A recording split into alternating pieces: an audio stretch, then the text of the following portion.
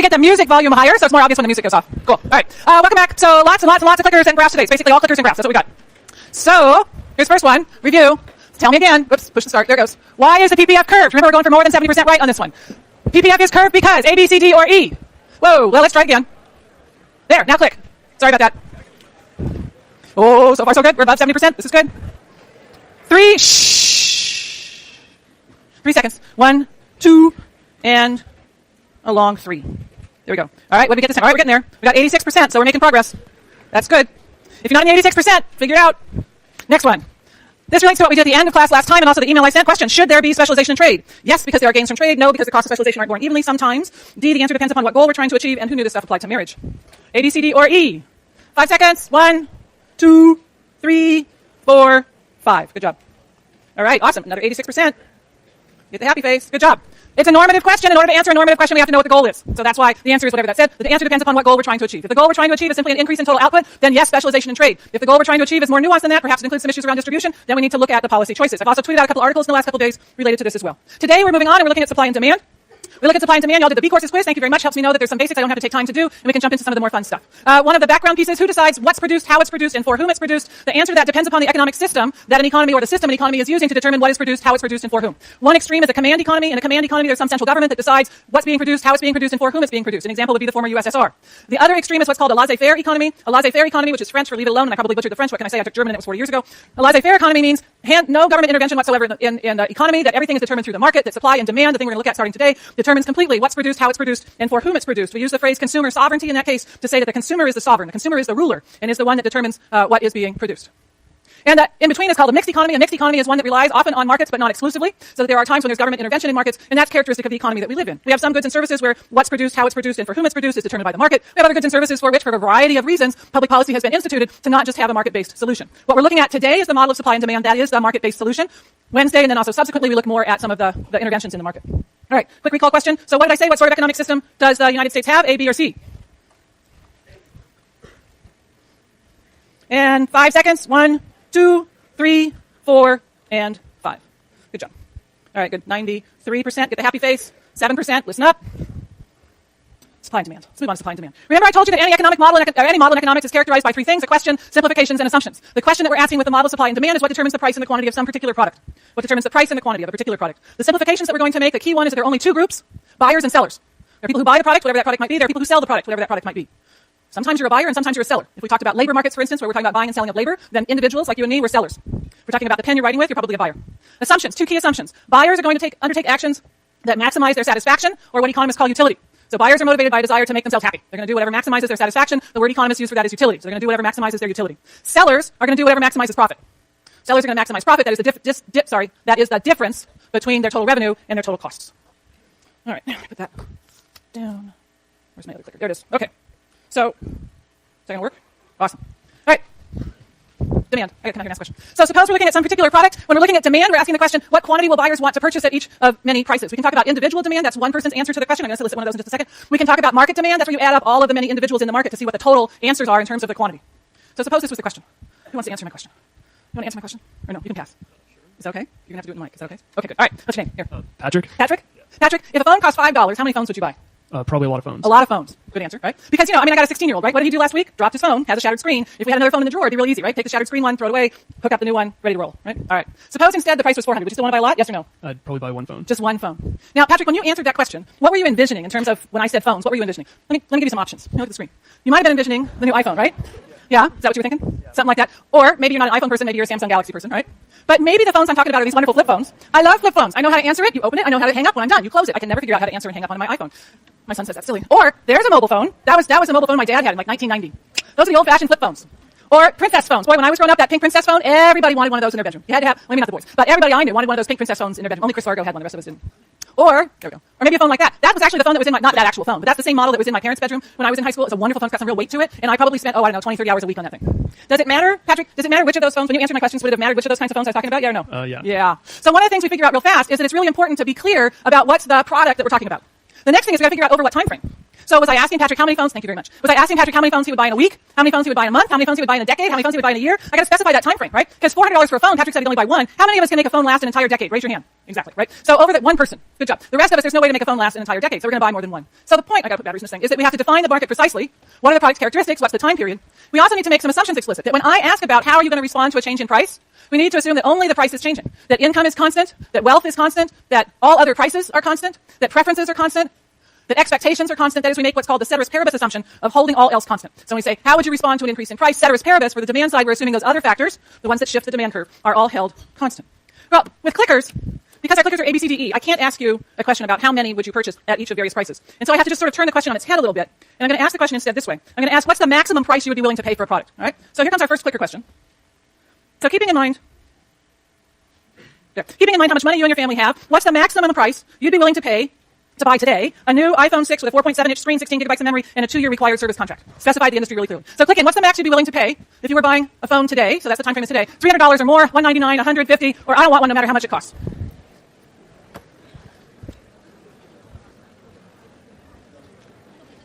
All right, 1 second. Going once, whoops, that's the wrong button. Going twice. Everybody's clicked in. Let me show you. I'm going to just write it down. I need this one. So what do we have? We've got 19%. 19% of you said that you would pay $300 or more to get one of those iPhone 6s today.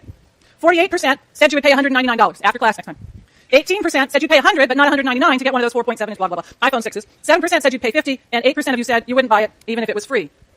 All right. We're going to take that information and we're going to graph it. Let me turn that off. We're going to take that information, we're going to graph it in a demand curve. If you're willing to pay $300 or more for an iPhone, would you also be willing to buy one if it cost only $100? Yes or no? Yes. So the total percent, which we'll think about that as sort of a number because I'm not going to multiply these things out by 672 because I just can't do that. The total percent of people who'd be willing to pay at least 100 is the 19% who were willing to pay 300 plus the 48% who topped out at 199. I asked the question wrong, but stick with me here. Which means we've got 20 and 48 would be 67. Which means 67% of you would be willing to pay $199 for a phone. Right? If you're willing to pay 300, you're willing to pay 199. So if the price was 199, 67% of you would say, yep, I want one. Some of you would say, oh, I like that price. I was willing actually to pay more than $199. Others would say, that's okay, because that's exactly what I'm willing to pay. If the price was $100, well, we've got these 18 people for whom 100 is the max. They're 18%. For whom this $100 is the max they're willing to pay. But all 67% of the folks who are willing to pay $300 or $199, they're also raising their hand to buy one of those phones if it's only $100. And so out of this room, 18 plus 67, we can't do easy math, can we? Is 85%. 85% of the people in the room are willing to buy an iPhone 6 at 4.7-inch blah, blah, blah, if it's $100. If it's only $50, we've got the 7% of people for whom 50 was their max price, plus the other 85% who are willing to pay something more than 50. And so 92% of you would be willing and able to buy a phone if it was a $50 price. And then if it was free, well, we don't know. We've got 8% of the people that said I wouldn't buy it even if it was free. So we've got 8% of the folks who are just out of this market altogether. So let's take that information. Let me rewrite those numbers. 19, 67, 85, 92, and 8. Where's the clicker? Here's the clicker. All right. Price on the vertical, quantity on the horizontal. So we've got the price of an iPhone 6 with all those specific details that I had. The quantity of iPhone 6s, we're looking at the market demand because we're adding up everybody in the room. Let's mark our prices off on the vertical axis. I'm going to mark 100, 199, which is close to 200, 300. I better mark 50 on here too. My quantities, I'm going to mark off here 25, 50, 75, and 100 on the horizontal axis because my little machine here presents my results in terms of percentages, and so we're using those. So we had, let me change my color for fun because I love to hear your pens click. We had 19% of folks who were willing to pay $300 or more. So go over from 300, go up from 19, and draw a dot. We know that if the price of this thing is $300, that 19% of folks in the room, I don't know what that is, 140 some odd people, would be willing to buy one of these iPhone 6s. If the price was $199, we had 67%. So find 67% along your horizontal axis, find 199 on your vertical axis, go over, go up, draw a second dot. That's showing that at a price of $199, we've got 67% of the people in the room who are willing to buy an iPhone. At a price of $100, the total demand was 85, go up from 85, go over from 100, draw a dot. That tells us that at a price of 100, 85% of the market would be willing to buy this product. At a price of $50, we had 92%. Let me find 92 here. Over from 50, up from 92. Draw another dot. Make your dots nice and big so that when you draw a line through these things, you don't have to do any erasing. Draw, if we had clickers that had more than A, B, C, D, E, I could have asked about $300, $299, $298, $297. I could have asked all of these different price points. And I would have a whole series of dots, and they would fill in this space. Each of these little blue things is another dot. I'd have a whole series of dots at each of those many prices. Draw your dots big enough, and it just looks like a line. We're going to label that D for demand. What matters is that it's downward sloping. The particular shape, straight, curve this way, curve that way, irrelevant. All that matters is that it's downward sloping. I didn't draw look at how my line missed my dot. If my line missed my dot, do not go back and move your line. Just make your dot bigger. This is not chemistry. There you go. So that your line goes through all your dots. Downward sloping demand. The demand amongst you all for an iPhone 6 satisfies what we call the law of demand question. Yeah, if I had asked 49, 48, 47 and on down to $1, I'd be able to bring this thing down all the way to zero. But I couldn't ask in between. So the 8%, so those 8%, oh, I see, you mean like this part of my line? So just ignore that part of my line. How's that? Oops. There. The 8% would not show up because the 8% don't want one even if they're free. And so those last 8% are not going to be caught there. But I didn't have a dollar price in between 0 and 50. So if I'd had 49, 48, 47, 46, that 8% might actually been a little bit smaller because people would have had some options between 0 and 50. All right. What we see is that this satisfies what's called the law of demand, that prices and quantities demanded are inversely related. The law of demand says that an increase in the price of a product leads to a decrease in quantity demanded, and vice versa. A decrease in the price of the product leads to an increase in quantity demanded. The terminology is important. Demand refers to the entire demand curve. Quantity demanded refers to a particular quantity associated with a particular price. We use the notation D for demand and Q sub D for quantity demanded. All right, let's start playing around with these things, which I need to keep this one out. Clicker question. Lots of clicker questions today.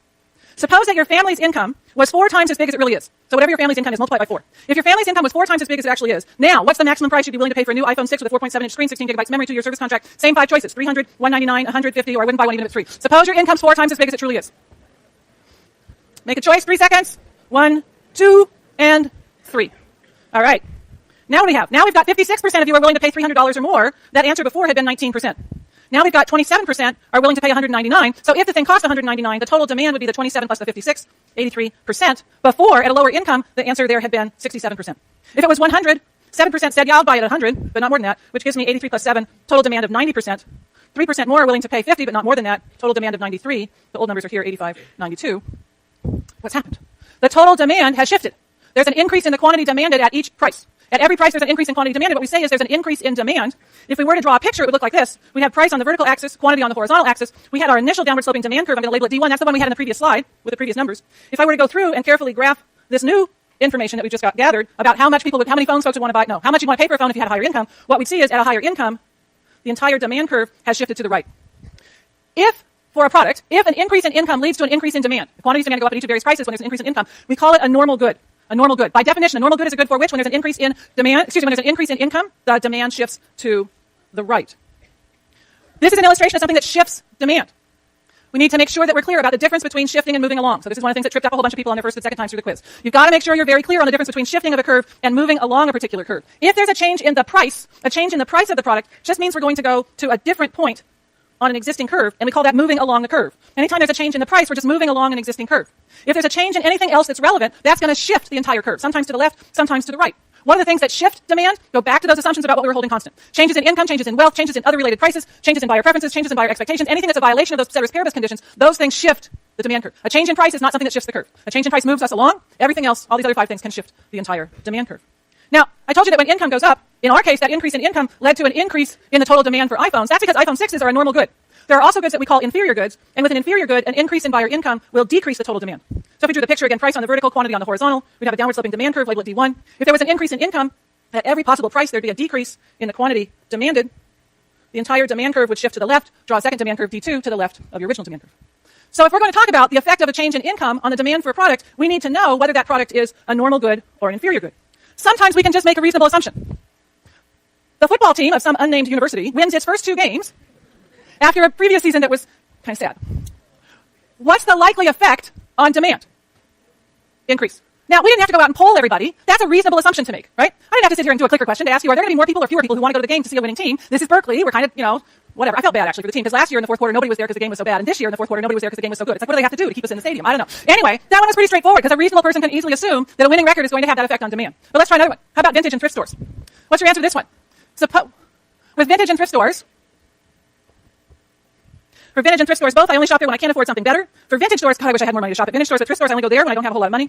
Vintage stores, I only shop there when I don't have a lot of money, but thrift stores, I sure wish I had more money to spend at Goodwill. Vintage and thrift both, I wish I had more money to spend at both vintage stores and thrift stores. Vintage stores, places like Mars, and other places I can't remember the name of, they're on Telegraph. Whatever, you know what they are. And thrift stores are places like Goodwill. A, B, C, D, or E, what's your answer? 3 seconds. 1, 2, 3. Look at there. There was no obvious assumption to make about the impact of income on your demand for clothing from vintage and thrift stores. You guys are all over the map. We have only 4% at C. Vintage stores, I only shop there when I don't have very much money. In thrift stores, God, I wish I had more money to spend on thrift stores. But otherwise, we're all over the map. So that was a question where the answer was we need more information. We don't know what the impact of an increase in income is on the demand for vintage stores and thrift store clothing because we need to have more information about how people would respond. That is to say, whether or not vintage stores and thrift